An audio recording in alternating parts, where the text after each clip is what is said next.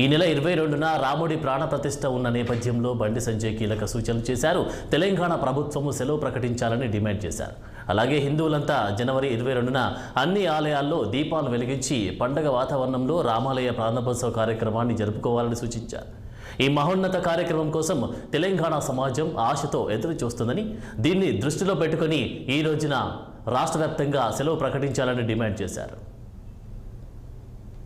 ప్రభుత్వానికి విజ్ఞప్తి చేస్తున్నా, 22వ తారీఖు కోసము ప్రజలంతా ఎదురుస్తున్నారు కాబట్టి ఆ బ్రహ్మాండమైనటువంటి రాముల వారి ఆలయం యొక్క ప్రాణ ప్రతిష్ఠ కార్యక్రమాన్ని చూడడానికి ముందుకు వస్తున్నారు కాబట్టి తెలంగాణ రాష్ట్రంలో ఆ రోజు సెలవు దినాన్ని ప్రకటించాలని చెప్పి రాష్ట్ర ప్రభుత్వానికి విజ్ఞప్తి చేస్తున్నా.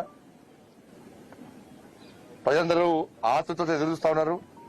అన్ని కార్యక్రమాలు పక్కబెట్టి చాలా మంది ఉద్యోగస్తులు లీవ్ పెడుతున్నారు, చాలా పాఠశాలలకు సెలవిస్తున్నారు, వ్యాపార సంస్థలు కూడా ఆ రోజు మూసేసి ఈ కార్యక్రమాన్ని వీక్షించడానికి చిన్న పెద్ద ముసలి ముత్క ధనిక పేద ఏం తేడా లేకుండా, ఈ కులము ఆ కులము సంబంధం లేకుండా అందరు కూడా ఈ కార్యక్రమాన్ని చూడడానికి ముందుకు వస్తున్నారు కాబట్టి దీన్ని గ్రహించి రాష్ట్ర ప్రభుత్వం వెంటనే 22వ తారీఖు నాడు సెలవు దినాన్ని ప్రకటించాల్సిందిగా నేను విజ్ఞప్తి చేస్తున్నా.